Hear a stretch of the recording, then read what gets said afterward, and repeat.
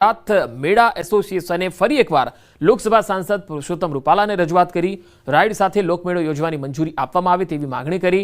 જે મામલે પુરુષોત્તમ રૂપાલાએ કહ્યું છે કે નાના માણસોને રોજગારી મળી રહે તે હેતુથી તંત્ર અને રાઇડ સંચાલકો વચ્ચે સેતુ બને એ બાબતે રજૂઆત કરીશ। હાલ 238 સ્ટોલ અને પ્લોટ સામે માત્ર 28 ફોર્મ જ ભરાયા છે। રૂપાલા સાહેબનો આજે એટીટ્યુડ અમારી પ્રત્યે પોઝિટિવ હતું। એમને કીધું ભાઈ સનાતન સંસ્કૃતિ સાથે આ જોડાયેલો મેળો છે અને લોકમેળો છે, એની અંદર મનોરંજન માટે રાઇડોમાં બેસવા માટે આખા સૌરાષ્ટ્રમાંથી અને રાજકોટ પ્રોપરમાંથી આવનાર ઘણી બધી એવી સંખ્યા હોય જેને નિરાશા ન મળે એટલે રાઇડ સાથેનો લોકમેળો યોજાય એ માટેની હું રજૂઆત જે છે એ સીએમઓ દફતરમાં બી કરીશ। નાગરિકોની જાનમાલની સુરક્ષાની બાહેંધરી સાથે નાના માણસોની રોજગારી ઉકલે એવો વચ્ચેનો માર્ગ કાઢવા માટેનો પ્રયાસ હું અવશ્ય કરીશ અને રાજ્ય સરકારના ધ્યાન ઉપર પણ આ વાત મૂકીશ। નર્મદામાં લાફા કાંડમાં ચૈતર વસાવાને જામીન નથી મળ્યા। કોર્ટે ચૈતર વસાવાના જામીન નામંજૂર કર્યા છે। હાલ ધારાસભ્ય ચૈતર વસાવાને જેલમાં જ રહેવું પડશે। હવે જામીન અરજી માટે હાઈકોર્ટનો દરવાજો ખખડાવવો પડશે। લાફા કાંડમાં 5 તારીખથી જેલમાં બંધ છે ચૈતર વસાવા। વડોદરા સેન્ટ્રલ જેલમાં બંધ છે ધારાસભ્ય ચૈતર વસાવા। ડેડિયાપાડામાં તાલુકા પંચાયતના પ્રમુખને લાફો માર્યો હતો। કોર્ટમાં અગાઉના કેસોની પણ દલીલ કરાઈ હતી। સરકારી વકીલે અગાઉના કેસોની રજૂઆત કરી હતી। 2023ના કેસમાં ચૈતરને શરતી જામીન મળ્યા હતા। ફરિયાદ દાખલ કર્યા પછી જે વિડીયો બધા અપલોડ થયા તેને કારણે કદાચ નામદાર કોર્ટ રિજેક્ટ કરી હશે। સોશિયલ મીડિયા પર સરકારી કચેરી અને જેલને નુકસાન કરવાની કે એની જે ધમકીઓ મળેલી હતી, વાયરલ થયેલી હતી, એ પોલીસ અધિક્ષક તરફથી જે મૂકવામાં આવેલી હતી અને અલગથી યાદીથી એ વિડીયોને પણ કોર્ટે ધ્યાનમાં લીધા છે। એમાં એમને દેખવામાં પણ આવેલા છે અને એ ધ્યાને લઈને પણ એમની નામંજૂર કરવામાં આવી છે। ભાવનગર જિલ્લાના વલભીપુરના રાજકારણમાં ગરમાવો આવ્યો। અહીંયા વલભીપુર તાલુકામાં સરપંચોનો વિવાદાસ્પદ સન્માન સમારંભ જિલ્લા ભાજપ સંગઠનની મંજૂરી વિના યોજાયો, જેમાં 30થી વધુ સરપંચો અને 1500થી વધુ કાર્યકર્તાઓ જોડાયા। ધારાસભ્ય સામે નારાજ ગ્રુપ દ્વારા આ કાર્યક્રમમાં ભ્રષ્ટાચારના ગંભીર આક્ષેપો થયા।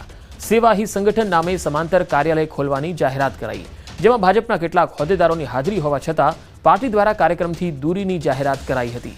આવનારી જિલ્લા અને તાલુકા પંચાયતની ચૂંટણીને લઈ કાર્યક્રમ રાજકીય રીતે મહત્વનો બન્યો તો ધારાસભ્ય આરોપોને તદ્દન ખોટા અને પાયાવિહોણા ગણાવી રહ્યા છે।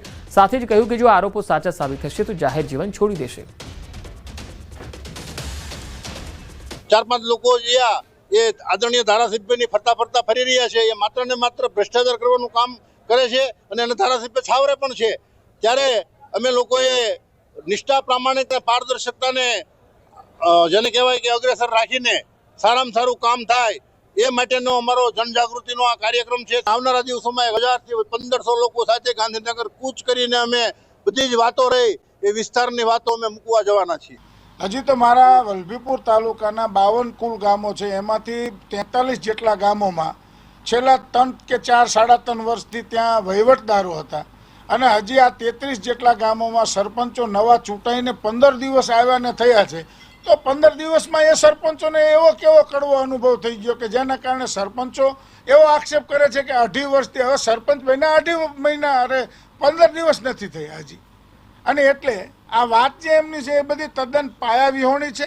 હું ચેલેન્જ કરું છું કે આ મારા 20 વર્ષના રાજનૈતિક જીવનમાં માત્ર 2.5 વર્ષ નહીં, 20 વર્ષના રાજનૈતિક જીવનમાં ક્યાંય પણ 1 રૂપિયાની ઉચાપત સાબિત કરી દે તો હું જાહેર જીવન છોડવા માટે તૈયાર છું, અન્યથા એમણે જાહેર જીવન મૂકી દેવું જોઈએ। શાળામાં અભ્યાસ કરાવવાની સાથે ખાનગી ટ્યુશન ચલાવતા શિક્ષકો સામે કાર્યવાહી કરાઈ રહી છે। ટ્યુશન ક્લાસ સંચાલકો દ્વારા ડીઈઓને રજૂઆત થતાં સ્કૂલ સંચાલકો નારાજ થયા છે।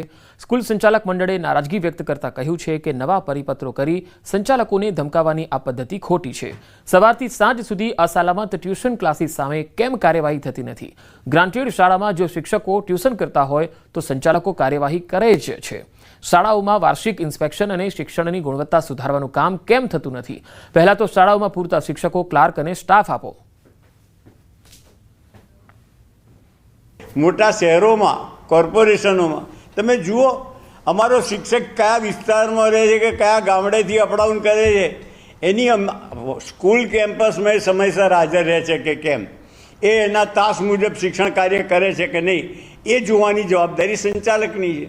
પણ શાળા છૂટ્યા પછી એ ક્યાં જાય છે, શું કરે છે, એના માટે અમારે CID ક્યાંથી મૂકવાની, અને એ અમારી કોઈ જવાબદારી નથી.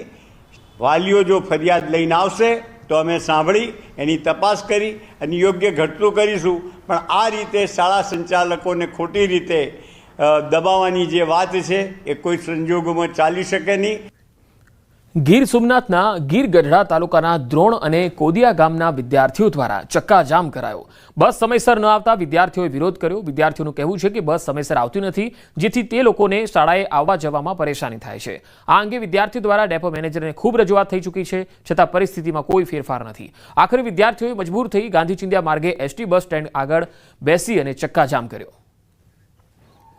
તો દ્રોણ અને કોદિયા ગામના વિદ્યાર્થીઓનો વિરોધ છે. આ વિદ્યાર્થીઓ ભણવા માંગે છે, પરંતુ બસની સુવિધા આ ગામમાં સમયસર મળતી નથી અને તેના કારણે ડેપો મેનેજરને રજૂઆત કરવામાં આવી, પણ ડેપો મેનેજર પણ કુંભકર્ણ નિંદ્રામાં છે. ST નિગમ છે એ આ વિદ્યાર્થીઓની રજૂઆતને સાંભળવા માટે નિષ્ફળ નીવડ્યું છે. સોમનાથ મહાદેવના સાનિધ્યમાં વંદે સોમનાથ ઉત્સવનું આયોજન કરાયું. સોમનાથ ટ્રસ્ટ, ગુજરાત પ્રવાસન વિભાગ અને ઇન્દિરા ગાંધી રાષ્ટ્રીય કલા કેન્દ્રના સંયુક્ત ઉપક્રમે આયોજિત આ નૂતન પ્રકલ્પનો ઉદ્દેશ भारत की समृद्ध सांस्कृतिक परंपरा ने उजागर करवानो है. ये एक कला द्वारा आराधना की शुरुआत है जो गुजरात टूरिज्म, श्री सोमनाथ ट्रस्ट और IGNCA इंदिरा गांधी राष्ट्रीय कला केंद्र ने मिलके इसकी क्यूरेशन की है. और हमारे पूरे देश से जो मिड करियर आर्टिस्ट्स है, जो सीनियर आर्टिस्ट्स है, वो अपने आर्ट के जरिए एक आराधना, एक वंदना करने ये पूरे श्रावण के टाइम पे वो आ रहे हैं. તેમાં દેશભરમાંથી કથક નૃત્યકાર, કુચીપુડી એવા અનેક નૃત્યકારો આ સ્ટેજ ઉપર પરફોર્મ કરશે. ભગવાન સોમનાથને એમના નૃત્ય દ્વારા એમને સોમનાથજીની આરાધના કરશે. સોમનાથમાં આ શ્રાવણ માસમાં પ્રથમવાર વંદે સોમનાથ કાર્યક્રમનું આયોજન થયું છે.